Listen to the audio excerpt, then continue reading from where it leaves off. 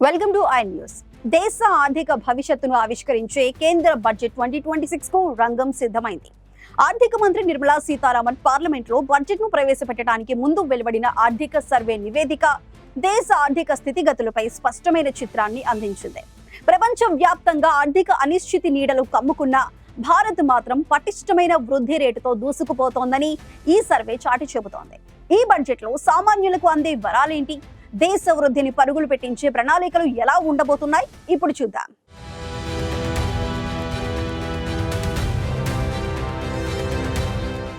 భారత ఆర్థిక వ్యవస్థకు దిశానిర్దేశం చేసే బడ్జెట్ సమరానికి ముహూర్తం ఖరారైంది. ఆర్థిక మంత్రిగా నిర్మలా సీతారామన్ తన 9వ బడ్జెట్ ను పార్లమెంట్ లో ప్రవేశపెడుతున్న వేళ అంతకంటే ముందు వెలువడిన ఆర్థిక సర్వే 2025-26 సంచలన గణాంకాలను వెల్లడించింది. ప్రపంచంలోని అగ్రరాజ్యాలు ఆర్థిక మందగమనంతో సతమతమవుతుంటే భారత్ మాత్రం రాబోయే ఆర్థిక సంవత్సరంలో ఏకంగా 7.2% వృద్ధి రేటును నమోదు చేయబోతోందని ఈ సర్వే ఘంటాబద్ధంగా చెబుతోంది. దేశీయంగా డిమాండ్ పెరగటం, పారిశ్రామిక ఉత్పత్తి పుంజుకోవటం మన ఆర్థిక వ్యవస్థకు కొండంత అండగా నిలుస్తున్నాయి. ముఖ్యంగా మధ్యతరగతి ప్రజలకు ఊరటనిచ్చేలా ద్రవ్యోల్బణం అదుపులో ఉండటం ఈసారి బడ్జెట్ లో సానుకూలాంశం. గత ఏప్రిల్ నుంచి డిసెంబర్ వరకు సగటు ద్రవ్యోల్బణం గణనీయంగా తగ్గి 1.7% పరిమితం కావడంతో సామాన్యుడి జేబుపై భారం కొంత తగ్గింది. ఆహార ఉత్పత్తుల ధరలు స్థిరంగా ఉండటమే కాకుండా ప్రైవేట్ రంగంలో వినియోగం పెరగటం వల్ల ఆర్థిక చక్రం వేగంగా తిరుగుతోంది. జీడీపీలో ప్రైవేటు వినియోగం 61% పైగా ఉండటం చూస్తుంటే ప్రజల కొనుగోలు శక్తి పెరిగిందని స్పష్టమవుతోంది. అయితే ఈ ఆశాజనకమైన అంచనాల మధ్య ఒక హెచ్చరిక కూడా వినిపిస్తోంది.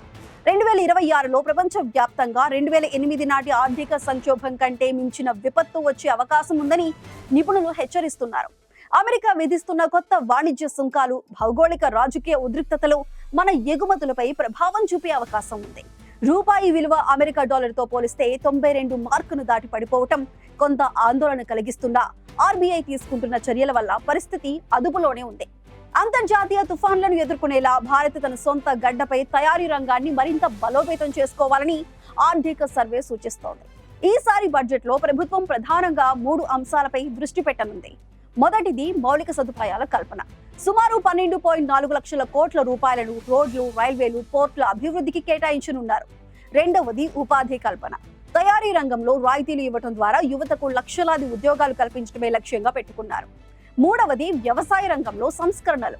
పంటల దిగుబడిని పెంచడంతో పాటు రైతుల ఆదాయాన్ని రెట్టింపు చేసే దిశగా కొత్త పథకాలు రాబోతున్నాయి. ఇక పన్ను చెల్లింపుదారులు కోరుకుంటున్న ఆదాయపు పన్ను స్లాబుల సవరణపై ఆర్థిక మంత్రి సానుకూల నిర్ణయం తీసుకుంటారా అన్నది ఉత్కంఠగా మారింది.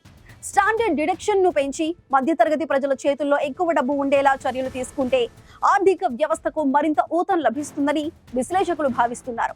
వృద్ధిని కాపాడుకుంటూనే ద్రవ్య లోటును అదుపులో ఉంచటం నిర్మలమ్మ ముందున్న కత్తి మీద సాము లాంటి సవాల్. మరి సామాన్యుల ఆశలు, దేశాభివృద్ధి లక్ష్యాల మధ్య ఈ బడ్జెట్ ఎలాంటి ఫలితాలు ఇస్తుందో తెలియాలంటే రేపటి వరకు వేచి చూడాలి.